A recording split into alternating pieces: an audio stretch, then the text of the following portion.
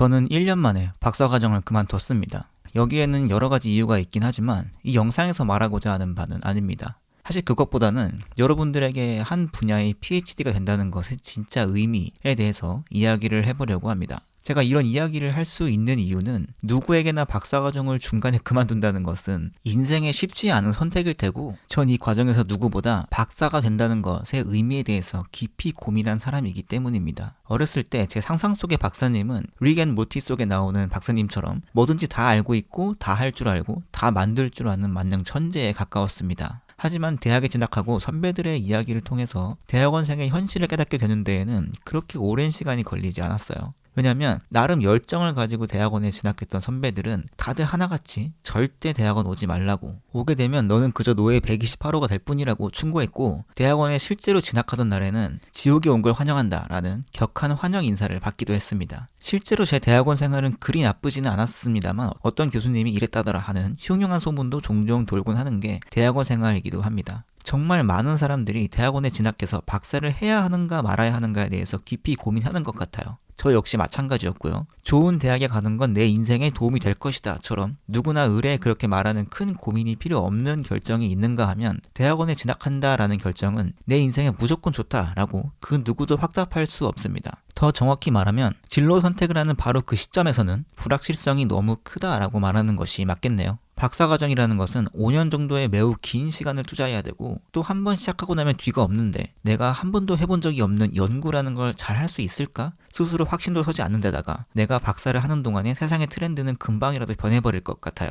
먼저 사회로 나간 친구들은 점점 자리를 잡아가는 것이 눈에 선이 보이는데, 난 내가 상상해왔던 릭 앤 모티 속의 박사님 같은 포스는커녕 아직도 할 줄 아는 게 전혀 없는, 그냥 나이 좀 더 먹은 학부생 나부랭이 같은 느낌을 지울 수가 없습니다. 또 중간에 그만뒀다가는 그동안 해왔던 것이 모두 무로 돌아가는, 그야말로 빅 리스크 퀘셔너블 리턴이 아닐 수가 없습니다. 박사과정을 해야 하는가 말아야 하는가 하는 제 인생의 난제를 해결하기 위해서 전 하나의 공식을 세웠어요. 바로 박사과정 진학 계수라는 공식인데요. 기본적인 틀은 매우 단순합니다. 내가 투자해야 하는 노력 대비 내가 얻을 수 있는 보상이 1보다 큰지 작은지를 따지는 거죠. 만약에 이 박사과정 진학 기수의 값이 1보다 크다면 박사를 하는 게 유리할 테고, 1보다 작으면 안 하는 게 좋은 거겠죠. 하지만 여기에는 상수값이 곱해집니다. 그리고 이 값은 일반적인 경우에 1보다 작은 값이 오게 되죠. 왜냐하면 석사랑 비교했을 때 똑같이 석사 2년, 박사 5년, 총 7년의 시간이 소요된다고 가정한다면, 석사의 경우 2년의 기간을 회사에서 경력으로 쳐주는 경우도 많은 데다가 남은 5년 동안 열심히만 한다면 쭉쭉 연봉도 올릴 수 있을 테고, 실무 경력이라는 프랙티컬한 스킬도 한층 업그레이드 되겠죠.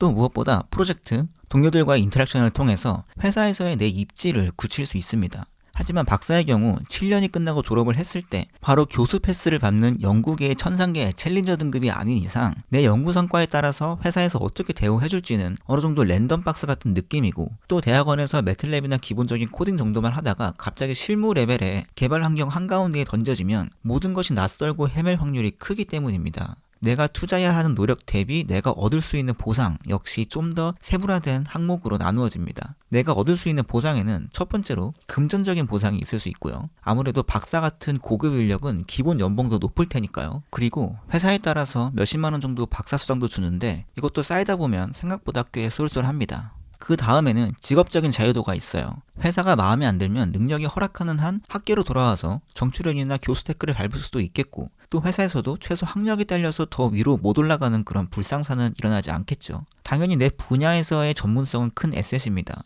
여러분의 인생을 통틀어 봐도 5년이라는 시간을 통째로 아무것도 안 하고 연구 그리고 공부에만 투자할 수 있는 시기는 박사과정을 할 때밖에 없으니까요. 좀 더 욕심을 부려보자면 내 연구 성과에 따라서 연구자로서의 명성 또한 쌓을 수 있습니다. 즉 0.001%의 확률로 AI 연구계의 셀럽이 될 수도 있는, 게임으로 치면은 랜덤 가챠 뽑기를 돌릴 수 있는 코인을 하나 받을 수 있다고나 할까요? 그리고 은근히 이것도 매력 포인트인데, 박사 졸업하고 나면 남들이 나를 무슨 박사님이라고 불러줍니다.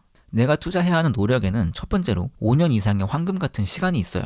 똑같은 5년이라도 40, 50대의 5년과 20, 30대의 5년은 느낌이 많이 다릅니다. 이러한 관점에서 내 황금 같은 인생의 스퍼트를 당겨야 하는 시기에 5년을 대학원에 처박혀서 수련만 한다? 라는 건 내 인생에서 엄청난 리스크를 지는 투자인 셈이죠. 무협으로 치면은 폐간 수련을 하는 거라고 볼 수 있는데, 수련에 실패하면 바로 주화인마에 빠지게 됩니다. 그리고 긴 시간을 한 번에 투자하는 만큼 미래에 대한 불확실성도 큽니다. 열심히 해도 생각보다 운이 없거나 능력이 없거나 환경이 좋지 않거나 시대를 잘못 타고났거나 갑자기 연애를 시작했다거나 하는 등 생각지도 못한 이유로 연구 성과가 보잘것 없을 수도 있어요. 또 그냥 내 적성이 연구랑 맞지 않아서 하루하루가 지옥일 수도 있습니다. 다시 한번 말하지만 내 인생에서 나는 연구를 한 번도 해본 적이 없다 보니 내 적성이 맞는지 안 맞는지도 미리 알 수 없습니다. 또 박사과정은 가난해요. 연구도 등 따시고 배부를 때 하는 거다라는 그런 명언이 있을 정도니까요. 마지막으로 박사과정이라는 거는 뒤가 없는 일방통행길입니다. 한번 시작하면 되돌아가는 길 없이 쭉 앞으로만 가야 되고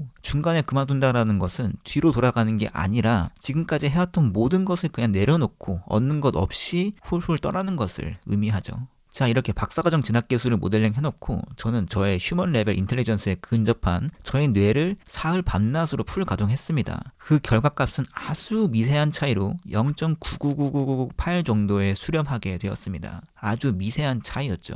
하지만 여기에는 이런 미세한 차이 따위는 한 번에 뒤집을 수 있는 제가 미처 고려하지 못한 아주 거대한 게임 체인저가 하나 더 있었는데 바로 군대입니다. 그 당시에 저는 2년 동안 군대에서 허송세월 하느니 지뢰찾기를 하더라도 연구실에서 하겠다라는 생각으로 그동안의 고민이 무색하게 박사과정으로의 문을 열어 젖혔습니다. 그리고 1년 만에 그만두게 되는 비참한 결과를 맞이하게 되죠. 저의 사례에서 알 수 있듯이 박사과정이라는 건 이런 단순한 공식으로 결정해서는 안 됩니다. 그것보다는 PhD에 담긴 진짜 의미에 대해서 고민하는 게 더 좋을 거예요.